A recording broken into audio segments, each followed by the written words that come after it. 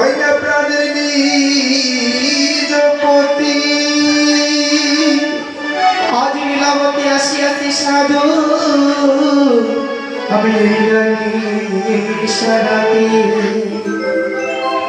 তবে দুপতা ডালিমের গোসাগুরি রূপিয়া আসিলেন ঘরে আজ বাতিল ডালিম তোমার ওই না পারিয়া খায় করে তবে নবরঙের কমলা সাধুরে মাদুরে খায় সুশিয়া তবে কাছে বিকাশে নারায়ণ সাধু তোমরা ওই না ধনের ডালিয়া তবে সাধু আজ আমি তোমার লীলাবতী স্বপ্ন থেকে বলতেছি তবে তুমি আমার কিসে বিবাহ করে ঘরে রেখে তুমি বাণিজ্যে এসেছো আজ নানান জোরে নানান কথা কয় সেগুলো কিন্তু আমার সহ্য হচ্ছে না সাধু তবে তোমার হস্তকড়া ধরে বলছি এই বাণিজ্য করাতে এখন তুমি ঘরে চলে আসো নাহলে কিন্তু আমি এই আমার যৌবন পুরো পর পুরুষকে আমি দান করবো সাধু তবে স্বপ্ন দেখে কাবে সেনায় এখন করিল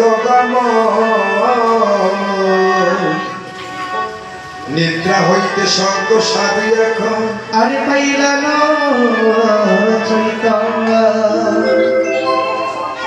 যখন এইভাবে স্বপ্ন দেখে চলে গেলেন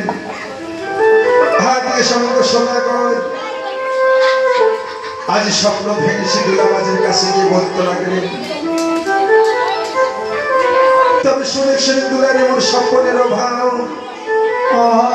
আজ নিজ নারে আসিয়ে দুলের মোর দাসে হস্ত পায় তবে দুলারে আজ আমি এতদিনে বাণিজ্য করলাম কোনদিন সে আমার লীলাবতী স্বপ্নে আসে তবে আজকে আমার লীলাবতী স্বপ্নে এসে আজ আমাকে ঘরে যাইতে বলছে রে দুলা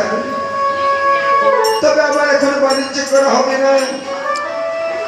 সেই তার কাছে বিদায় নিয়ে এখন আমাদের ঘরকে যাত্রা করতে হবে তবে রঙ সুপারি তবে দুলারে চলে দুলা যাই এখন আমরা মিতা তাই তো বলছে শঙ্কর সদাগর আজ লীলাবাজিকে সঙ্গে নিয়ে আজ শঙ্কর সদাগরের কাছে গিয়ে বলতে লাগলেন তবে হে মিত্রগণ আজ আমার দুর্ভাগ্য আমাদের এখন বাণিজ্য করা হবে না এখন আমাকে হাসি বলে বিদায় করো আজ আমাদের ঘরকে যাত্রা করতে হবে তাই তখন এই কথা শুনে আজ সংকীর্তন সদাগর বসে দেখো মিত্র যদি তুমি ঘরে যাইতে চাও আজ আমার বাইরে চোতলা আছে স্বর্ণ ভান্ডার ঘর আজ বাসিয়া বাসিয়া মিথ্যা তুই না ডিঙ্গা ভরা কর্ম আমার যত ধন জন আছে তুমি সক্রিয় ডিঙ্গে ভর্তি করে তুমি চলে যাও তাই নাকি এইভাবে তার কাছে বিদায় নিয়ে